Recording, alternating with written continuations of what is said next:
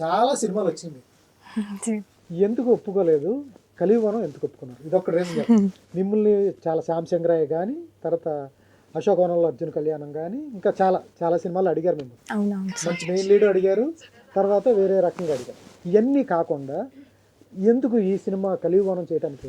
యాక్చువల్గా ముందుగా నన్ను యూట్యూబ్లో గుర్తుంచుకునేదే నా పాటలకి.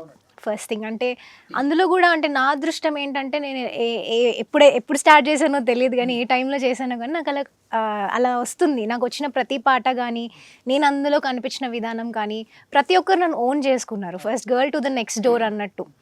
సో అలాంటి నన్ను నేను స్క్రీన్ పైన వాళ్ళకి పరిచయం చేయాలి అంటే, మళ్ళీ ఇలా మూవీస్ ద్వారా కనిపించాలి అంటే, ఇంతకన్నా గొప్ప స్టోరీ ఇంకోటి నాకు వస్తుందో లేదో అని కూడా నాకు తెలియదు. దీనికి బిఫోర్ వచ్చాయి చాలా స్టోరీస్. మీరు చెప్పిన మూవీస్ కానీ ఇంకా ఉన్నాయి కొన్ని. వచ్చింది అంటే క్యారెక్టర్ కాదు, అంటే సాయి పల్లవి గారి ఫ్రెండ్ రోల్ ఒకటి ఉండే అనమాట. సో అట్లా అది క్లాసికల్ రిలేటెడ్ ఉంటుంది కదా, సో అలా వచ్చాయి ఆఫర్స్ నాకు.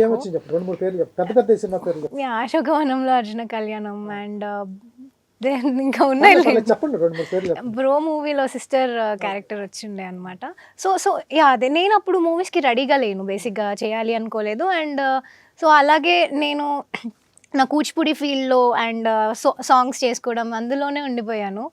అండ్ నెక్స్ట్ నాకు ఎప్పుడైతే ఈ మూవీ వచ్చిందో, నేను అసలు స్టోరీ వినగానే ఒక నిమిషం కూడా ఆలోచించకుండా చేసేద్దామన్నా అని చెప్పేశాను అనమాట. సో అదే నాకు ఇంతకన్నా బెస్ట్ ఫిలిం తర్వాత వస్తుందో రాదో, వస్తే మంచిదే, అది నాకు తెలియదు. కానీ ఇంతకన్నా ఇంకా అద్భుతమైన డెబ్యూట్ ఉంటుందని అయితే నేను ఎక్స్పెక్ట్ చేయలే ఒక కొత్తగా వచ్చే అమ్మాయికి. లక్ష్మీవర్ధన్ గారు వ్యూస్ ఎలా వస్తాయి? చాలామంది చేస్తున్నారు, కోట్లలో వ్యూస్. చాలామంది ఆయన గాంధీ గారు చెప్పినట్టు 10,000 వ్యూస్ రావడానికి నానా ఇబ్బందులు పడతారు ఇవాళ రోజుల్లో. పోనీ ఒక 15,000 వ్యూస్ రావాలంటే కాంట్రవర్సీ మాట్లాడాలి, బూతులు తిట్టాలి, లేకపోతే ఏదో చేయాలి. మీరు సాంగ్ పెడితే కోట్ల వ్యూస్, ఒకటి కాదు, పోనీ ఒక సాంగ్ కాదు, అన్ని సాంగ్స్ సూపర్ బ్లాక్ బస్టర్.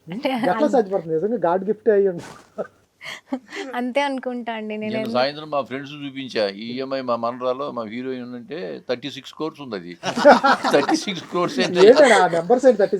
అది లెక్కేసి 36 lakhs అన్నాడు. ల్యాక్స్ కదరా బాబు, క్రోర్స్ అని చెప్పాను నేను. క్రోర్స్ అని చెప్తే అర్థమై ఉంటాయి కదా సార్. ఇప్పుడు ఒక మాట అంటే చెడు తొందరగా ప్రభావితం చేస్తుంది అని చెప్పారు చాలా మంది. అంటే మీరు ఇలాంటి సినిమా తీసారు, చెడు సినిమా అంటే ఒక కమర్షియల్ సినిమా తీస్తే బాగుంటుండే అని చెప్పి. కమర్షియల్ అంటే ఏంటి నాకు అర్థం కాలేదు. కమర్షియల్ అంటే ఇలాగే తీయాలని కొన్ని రూల్స్ ఉన్నాయా?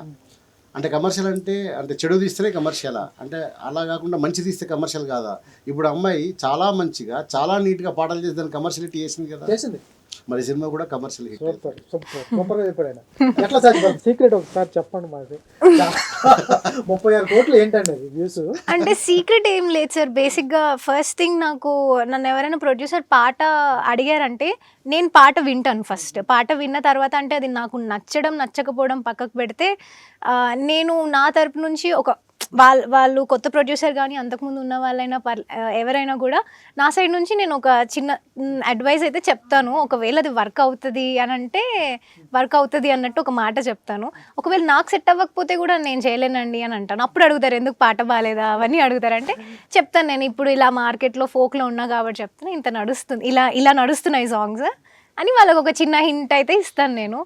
అండ్ కమింగ్ టు పర్ఫార్మెన్స్ అంటే నేనే అండి ప్రతి సాంగ్లో కనిపించేదే నేను. అంటే నేను సోలోగానే చేస్తాను. అప్పుడు నేనే నా అపియరెన్స్లోనే డిఫరెన్స్ కనిపించాలి.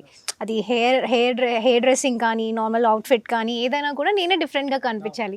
సో అలా కొత్తగా ట్రై చేయాలి అనే యూనిక్నెస్ పెట్టుకోవాలి అని అలా ట్రై చేస్తుంటాం అనమాట. సాక్షి టీవీ ప్రసారాలను నిలిపివేయడం చట్టరీత్యా నేరం. సాక్షి టీవీ ప్రసారాల కోసం మీ స్థానిక కేబుల్ ఆపరేటర్ని వెంటనే సంప్రదించండి. DTHలో ఇంటర్నెట్లో కూడా సాక్షి టీవీ ప్రసారాలను వీక్షించవచ్చు.